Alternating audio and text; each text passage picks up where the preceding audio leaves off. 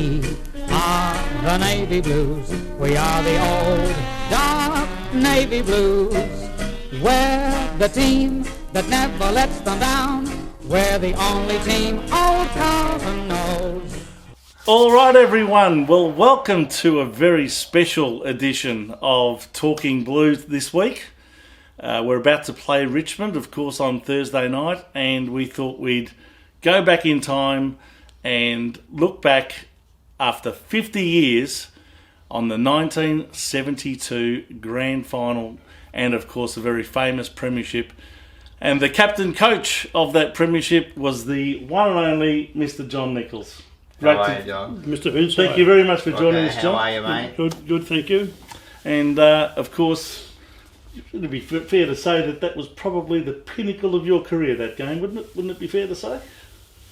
Probably personally, yes, but I've had a lot of good games over a lot of other years. I think 68 was a wonderful win and 70 was a great win. Yes, of course. Yeah. But personally, being captain and coach, it was probably something I think more of. But to me, it was a lot of my ideas, but it was a team effort. Yes. Had a great lot of loyal players that did their part, and we caught Richmond probably by surprise. But that's the way it goes. 28 goals will stand for a long, long time, and well, it has so far. I don't think it's going to be beaten too many times there. 28 goals. 28 goals, 177 Yep. to 22, 18, 150. That's 50 goals for an entire match. Who would have thought? well, I guess our backline wasn't too good. So all you guys in the back line, you played a bad game. No, it didn't. But the whole thing was in the previous probably 8 or 10 years. Every time we played Richmond always kicked 100 points. Yes, that's right. Tom Hafey just outscore. Yeah. So several times we had them on toast at half time and the three-quarter time previously. Yes. And got beaten. So we thought, well, we'll just outscore them, and that's the way it happened. And a bit of luck come away, and a little bit of fire with fire, I guess. So you accepted that they were always going to kick a pretty good score. They were always going to kick 100 points. Yeah. Always. That's the way they played. But so it became a shootout. You had to kick more than they did, and we had luck early. Yeah. Probably jumped them by surprise, but Tommy Hafey's style of coaching wasn't really defensive. Yes. It was just all out attack. Yes. Kick long, kick to Royce Hart, get up his road. Yeah, that's pretty much. Yeah. But and it's happened with Jezza and Wolsey, and goals came easy for us. Yes. Yeah. But we were a very good side, but over the year they were probably better than us. Yeah. And on the day, that's what happened. So on the day you were the better team. But you finished on top, didn't you, that year? Well, I don't know if we did by a couple of points. But the thing was, we got thrashed in the preliminary final at Waverley. Yes. Yeah. We had a shocking day, and I think then no one gave us much of a chance in the grand final. But I had planned second semi-final, I bet. Yes, second semi-final, yeah. We're going to play St Kilda in preliminary, and that's right. Yes. I had planned for those weeks that if it happened, we were going to make all these changes and not do it against St Kilda, so it would be a surprise. And I think my career was nearly gone at that time. I was worn out as a ruckman, and I knew that it was time I handed over. Right. But we thought, well, we'll play St Kilda our orthodox way. Yes. Defensive, low scores. That was good enough to win. And we had the wood on St Kilda. Yeah. So we knew we could do it that way, and then we won by, I think, 2 or 3 goals. But then my planning over weeks had sort of come into fruition. But I think one of the greatest thrills I had was on that morning before the grand final, after a shocking loss to Richmond. Yeah. Went training Sunday morning, and I had planned on all the players got there, and God, they're going to get killed. We're going to be punished. And is that what you thought? No. I'd planned it 2 weeks before that. Oh yeah. But the players got there not knowing what was going to happen. But probably the biggest chance I took was on that Sunday morning to tell them in advance what we're going to do. Right. Because I didn't want for it to be a secret. I had to trust them. Yes. but I didn't trust my committee. That's probably good advice. I didn't trust the hangers on. Right, yeah. So all the players were told not to talk to anyone about it, Right. and they didn't.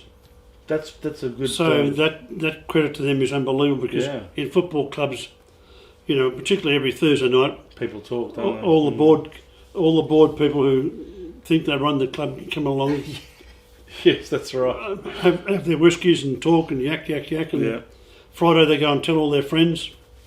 Yes. So even my match committee, Jack Rout and Kevin McEncrow, Right. I didn't tell them until end of the week. Yep. And they weren't happy about it, but that's the way it goes. That's the way it went. Wow. But there were several others on the committee. George Harris and some of his Yes George men were there at the time. Yeah. Yes. George and his yes man. Yeah. Yeah. There was George and three of his Yes George men. Yes. But because of that, we had a complete surprise.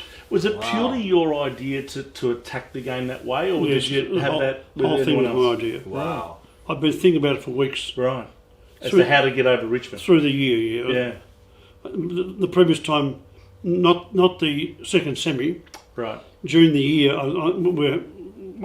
back in Brass's day, I remember one day at Princess Park we were 6 goals up at half time, flying, and Tommy put Billy Barrett, one of the only changes he made, full forward on Westlofts. He kicked 6, we got beaten. Yes. Other days we've been in front at half time, 3/4 time, and got beaten. Yeah.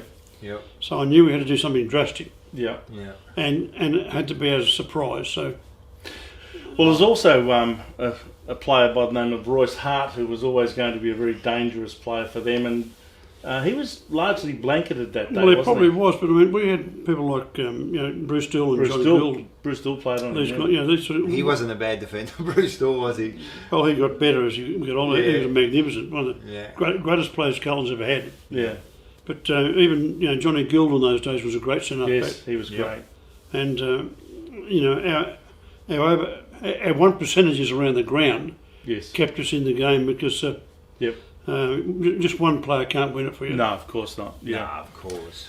Well, of course, going into the game, there was also a decision that you obviously made to put Peter Percy Jones in the first ruck and take yourself out of the first ruck and play full forward. That was a masterstroke. Well, I've been thinking about it for a long time, because my body was worn out. Yeah. And well, even though I wanted to do it and knew how to do it, I couldn't quite do it as well as I wanted to do it. Right.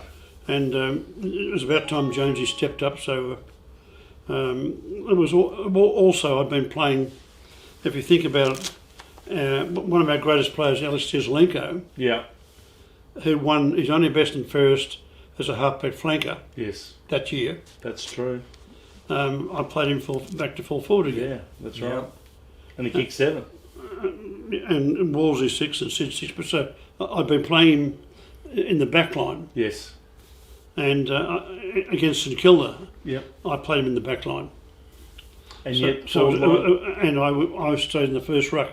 So the whole thing about it was basically it had to be a surprise on the grand final, which it was. Well, interestingly, in the early moments of watching the replay of that, even Mike Williamson, I think it was, said, I can see at least 8 positional changes compared to what we're used to seeing in the Carlton team, and it was Well, those really days, shuffling in the those days, deck. of course, you of a Thursday night on the Friday, the team be in the paper, Yes, that's right. Yep. and they've tightened things up a bit, the AFL now, but in those days we'd juggle them around and you wouldn't know where they were. Yeah. Yeah. So, but Jez a half-back, a brilliant player. Brendan halfback flank. He won his best and fairest as a half-back flanker that year. Yeah. Yep. But as a surprise, we kept him for the grand final. So Yeah. It was a masterstroke. Well, it had to be, as I said. Like Richmond were the better side that year, so it had to be, you had to do something different. It was a matter of being the better side on the That's day, right. and some of these moves were just brilliant. well, that's the same in every grand final. I mean, some young players, some players don't play well in finals. Yeah, that's true. And the history of Carlton over, all the years, 68, 70, and so on. Yep. We've always had good finals players. Yes, we have. Yeah. We've also had a few duds too. Most of them have been pretty good. I reckon it's I'm talking players can't handle the pressure. Yes, yeah, you're right. But I'm not going to mention them. No, we won't mention them. We only mention the Well, the great ones, it got off to a cracking start. It was something like 8-5 at quarter time. Yeah. And a 3-goal lead. How did you feel at that moment, quarter time? You kicked 8 goals, but you still, got a handy lead, but certainly nothing. Oh, look, as the lead. first quarter, second quarter went on, Yeah. we knew they were going to come back and score goals. Yeah. But when you've got 5 or 6 goal lead, My word. it's a handy one. You can still, but we basically still kept attacking until the end of the game. Yeah. Well, it's funny you mentioned that because even though it was only... the worst thing you can do is to freeze up and think we'll go negative. Yes, of course. Well, you couldn't. You had to keep pushing, didn't you? And the second quarter... They were going to keep pushing, weren't they? Well, I can't remember a grand final. They only knew one way. Yeah. But you see, we'd practiced through the year. We'd practiced through the year of being, during a game, being attacking for first quarter, first half, go negative second half. Yep. I've also gone the other way. I've had a negative first half and then go attacking second half to teach them how to do it. Yeah. But Richmond couldn't do that. No. Yeah. Well, interestingly, you really put the pedal to the metal in the second quarter because we went in at half time with a 45-point lead, which is 1 point more than what Collingwood had over you 2 years earlier. And of course, we came back to win that grand final. Did it play on your mind that, hey, it might be a 45-point lead, but hey, we've just proved that you can actually overcome that lead in the second half? Or what was you thinking at half time? I never think about Collingwood. That's good. That's good. Well, half time, what was the feeling in the rooms at that stage? 45-point lead, you'd really outplayed them for the second quarter. Well, I think basically we knew that we were good enough to do it. Yeah. Of course, we weren't expecting later in the game for Neil Baum to do his normal dirty tricks. And, yes. Well, he did play a good game, Baum. He played. I think he kicked about 5-6 goals. And I don't remember, but he's a white line. Yeah. A beautiful man, Barmy. Yes. But on the field, he was a white line fever type guy. Worse than that. Worse than that. Yeah. Well, we won't use any more language than that. Yeah, he had white line fever, that's for sure. But and yourself, 6 goals on the day. That was a tremendous effort in itself. They were pretty easy to get that day. I think you're underplaying it, don't you think? I think I kept one of them off my knee. That's still a goal, isn't it? Yeah. Below the knee, still a goal. Yeah. But Rocco, second half. half. I was going to. Well, there was a second half. The question I want to ask is: so you're captain and coach. How much more difficult is it to be captain coach than just the captain? Because now you're giving them orders. They're your friends. You're giving them orders, but you've also got to back it up on the ground. Look, I was lucky probably because most of the players, I was a lot older than them. Mm-hmm. I'd helped, even when Brass was there, I'd helped captain and train them, help recruit all of them. Yep. I knew them very, very well, and it wasn't a matter of, I never had to raise my voice to them. Yep. Because I knew if I said something, it was serious. Yeah. Yep. I never had one problem with them like that. But I think the thing was that my only problem was, which I regret sincerely, our match committee, Carlton the boys had great match committees. Yep. Jack Rout was chairman for a long time, Percy Bentley, and Westlofts, Kevin McIntyre were there. Yep. But the problem was, even while I was captain and coach, I was controlling everything on the ground through George Frigo, our runner. Yes. And I really couldn't converse with the match committee. Yep. And they really couldn't make changes without asking me. That's right. And we never really developed, and it was probably my fault. Yeah. But so I know they felt a bit out of it. Yes. Because they're up there in the stand and I'm on the ground. That's right. And with no electronic conversations you can have. It was me sort of singing out for George Frigo. Yeah. Come out and I'd go and do the message. Yeah. I'd go and tell him. But that was the only regret I had, that I couldn't really involve the match committee as much as I would have liked. Yeah. Because of circumstances. Well, it's a difficult situation. As you said, you're on the ground and you've got to make these decisions still play. And still play. I was lucky. I could always do that. So it was just. It's a bit messier though, isn't it, compared to a coach that just sits in the stand and directs. Well, it is. It is if I'm at one end. Yeah. And George Frigo's got to come off the bench and do a message down the other end. Yeah. Of course. Yeah, That's But it worked out pretty well. I think it worked out really well. Yeah. Well, that was your first year as a coach as well as a captain. Yeah. Well, it was, but you think about it, I've been, I've been captain of the club for 188 games. Yeah, true. When Brasswitz came, I lost 50 games as captain. Yeah. Which takes me That's to right. 230. That's right. My first year as vice captain, 2 years when Graham Donaldson was captain, he was injured. I spent between captains and vice captains over 240 years. Yeah. Wow. So I mean, 6 holes of record, 188. Yeah.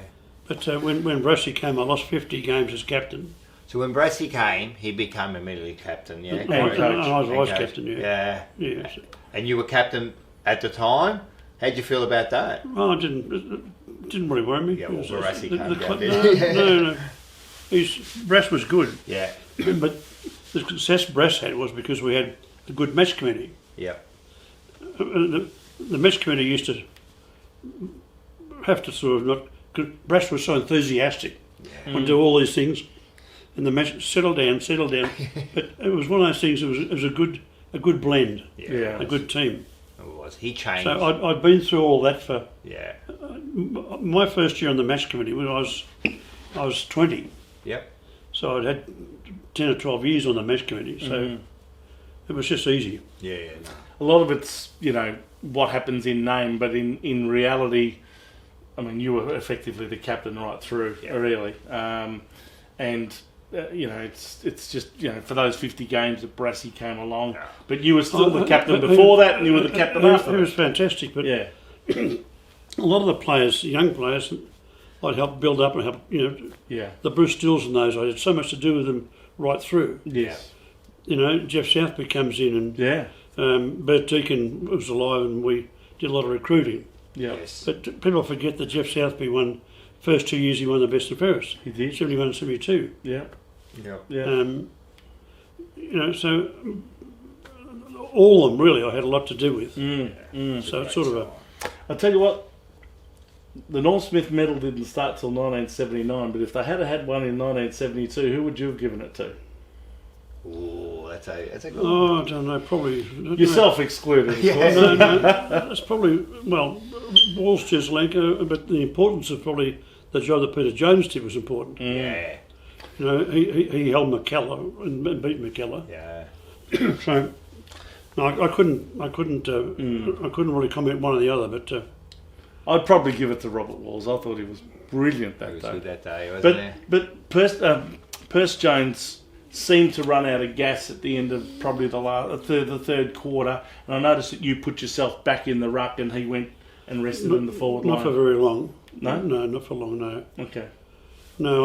Well, the thing was, I'd probably do the ruck work in the forward line, Yeah. or Wolsey, and Jones did the rest of the ground. Yeah. So he never had to work on the whole ground. Yeah. Yeah. Mainly the back half, really. Right. Yeah. No, he had a fantastic game, Perce Jones.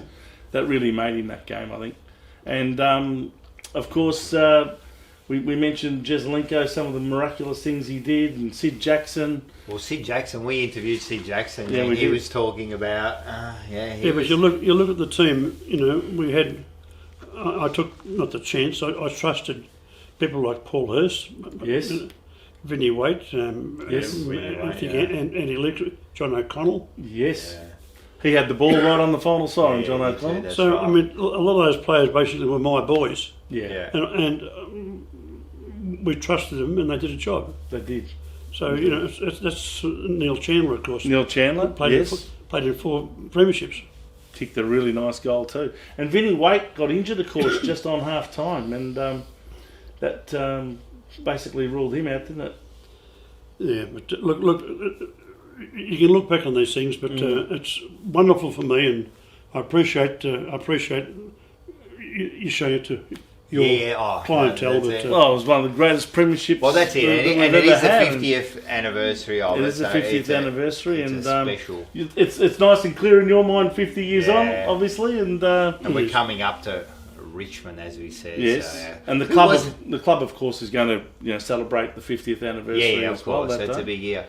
Well, they've been unlucky with through COVID with Yes. Yeah. celebrating 60 and 60 and 70 Yeah, That's particularly. right, yeah. Who was the... And 81, 82, of course. The COVID smacked all those things Of up. course. It's mucked up a lot of things. Who was the greatest rival? Richmond or Collingwood? Oh, in the old Who'd days, you hate the most? in the old days, in the old days it was Collingwood. Yeah. Because we were taught that by our old peers, Yes. Yeah. Jack Routs and Jack Carneys and these sort of guys, who hated Collingwood. Yeah. But then, back in the 30s and 40s, it'd be Carlton Collingwood. Yeah. Yeah. Essendon would have come up later on through, Yeah. particularly when they were beating us all the time. Yeah, that's at one right. stage. Yeah, that one stage anyway. But I've been sort of lucky with Essendon because I always play well against them. So. Yeah. And I suppose then Richmond was the rival because you had some big matches like... in Well, your we time. did probably in the 66 onwards probably. Yeah, that's right. But you lost a couple. Oh, we lost. Yeah, we lost 69 and 73 we Yeah, lost to 73, Richmond. yeah. But this one really was one for the ages, and what can we say? But we really appreciate you taking the time to discuss it with us. And That's right, guys. Thank you for coming. It's been an absolute pleasure to have you on our Yeah. program, and we hope that Carlton could do the job on Richmond this Yeah, coming that's it. Thursday night as we celebrate 50 And years let's of the hope they can do it. 1972. Let's hope they can do something this year because... do you watch footy at the moment? Do you keep up with it? Yeah, I keep up with it. Yeah. Yeah. So, just quickly, how you looking at the team this year? Oh, look, the club Carlton at the moment is the best position for the last 20 odd years. Yeah. Good. That's all. We've had, apart from players and coaches and administration, Yeah. we are well set up, and the club has paid. The club is financial. They've paid their money off. They pay their money. We've got off. good players, good recruiting. Yeah. I'm just so buoyant about it. I think we all are. I think we all feel the same this year. We've got a different feeling. Well, that's true, but several doubters last year. Yeah. Several doubters were critical of the club for changing CEOs and changing coaches and these things. Look at it now. Yeah. It had to be done. Freshened And up the culture within the playing, the culture of the business side has been good. Yeah. The culture in the playing department for the last 5 or 10 years has been shocking. It has been. The culture now is good. I think so. That's good to The, hear. the changes had to be done, I think so. and we're all happy. I'm telling, especially the younger generation, like my son, and that they haven't seen any sort of success. So they're up and about this year, which is good to see because we need a strong well, Carlton. you think the way we are now without Harry Mackay and David and Wheatring and Pitney, there's full back, full forward, first ruck, Yeah. and we're still hanging in there. Yeah, he's still hanging in there. So it's good. Yeah, Right. no, But everyone, thank you very the much. number one player for the Carlton Football Club in its history, no doubt about it, Mr. John Nicholls. Thank you again. Thank you, John. Cheers. Thank you. you.